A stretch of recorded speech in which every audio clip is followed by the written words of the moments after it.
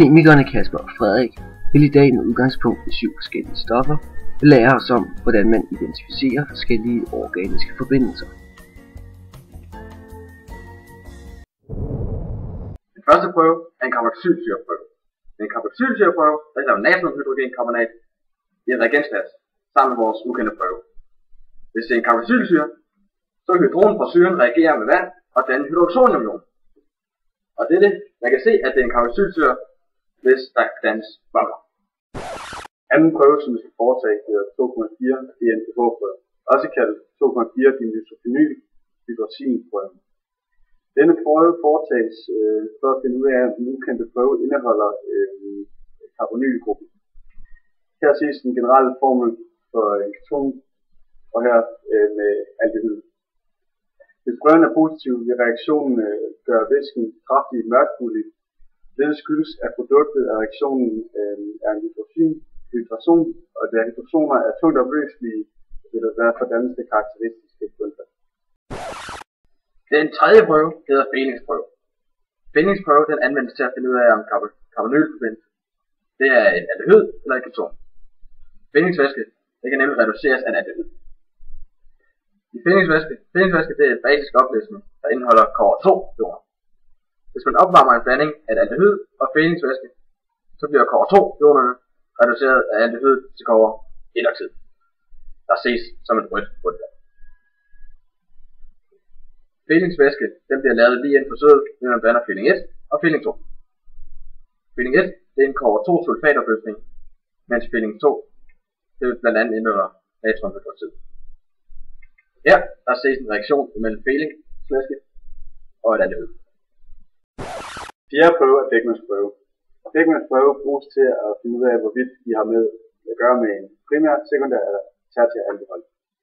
Hvis prøven er positiv, så ved vi, at det er en primær eller en sekundær alkohol. Her ses den primære reaktion, og her ses den sekundære reaktion. Reaktionen for en tertiær reaktion kan ikke ske, da en tertiær alkohol ikke kan oxideres. Hvis prøven er positiv, så vil der dannes en mørk væske. Den femte og sidste prøve, det er Tollens prøve. Tollens prøve det bliver brugt til at identificere aldehyder. Tollens reagent er en ammoniakholdig sølvionopløsning, som man blander lige inden den skal bruges. Sølvionerne i Tollens reagens er kompleksbundet til ammoniak, så man undgår, at der udfældes sølv-1-oxid. Aldehyder kan med Tollens reagens oxideres til carboxylationer, mens sølv-1-ionen reduceres til ren sølv. Reaktionen på Tollens reagens er her.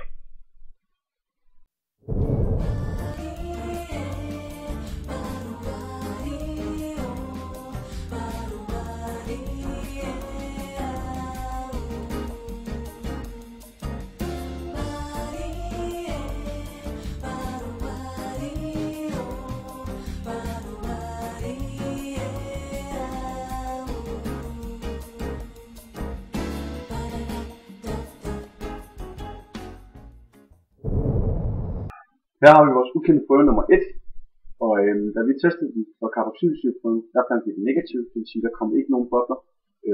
Så vi kører videre til næste test, eller prøve, som hedder 2,4 DNPH-prøven, og den fandt vi også negativ, det vil sige, at der kom ikke et kraftigt gult bundfald. Så prøvede vi Beckmans prøven, den testede vi positiv, det blev altså en mørk karakteristisk farve. Og derfor var den positiv, og det siger, at det er enten en primær eller en sekundær alkohol. Så testede vi 12 prøve, og der kom ikke noget sølvspejl, det vil sige, at prøven var negativ. Så vi har altså en sekundær alkohol. Og derfor så er stoffet propan 2-ol. Det fandt vi ud fra molarmassen.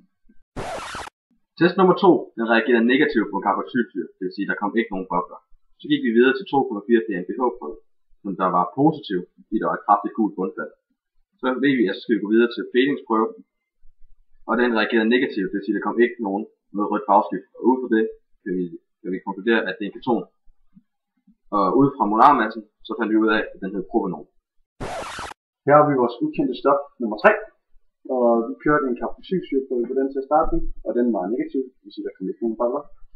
Så kørte vi en 2,4 DNPH-prøve, og den var også negativ, det vil sige, at der kom ikke noget kraftigt gult bundfald.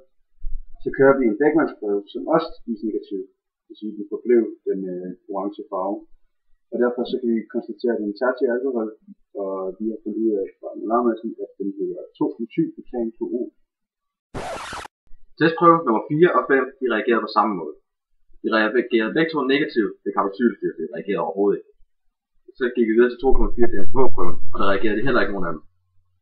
Så gik vi ved Beckmans prøve, så gav de begge to et kraftigt udslag, og lavede en meget sort farve. Så gik vi videre til Tons prøve, hvor de begge to dannede sølvspejl. Og ud fra det, der kan vi så konkludere, at de begge to er en primær alkohol. Og ud fra molekylarmassen, så fandt vi ud af, at det fjerde stof, det var butan 1-ol, og det femte stof, det var etanol. Her har vi ukendt prøve nummer 6. Vi kørte en karbonylsyreprøve, som testede negativt, det vil sige, at der kom ikke nogen bobler. Så testede vi 2,4 DMPH-prøven, og den testede positivt. Og det vil sige, at der kom sådan en kraftig gul bundfald. Så testede vi forfindelsesprøven for at teste, om det var en aldehyd eller en keton. Den testede positivt, og det vil sige, at under opvarmningen, der kom der et rødt bundfald. Og derfor så var det en aldehyd. Og vi har fået det til at være etanat. Ukendt prøve nummer 7. Der testede vi positivt i karbonylsyreprøven, og det vil sige, at det er en karbonylsyre, der kom bobler, og vi har fået det til at være etansyre.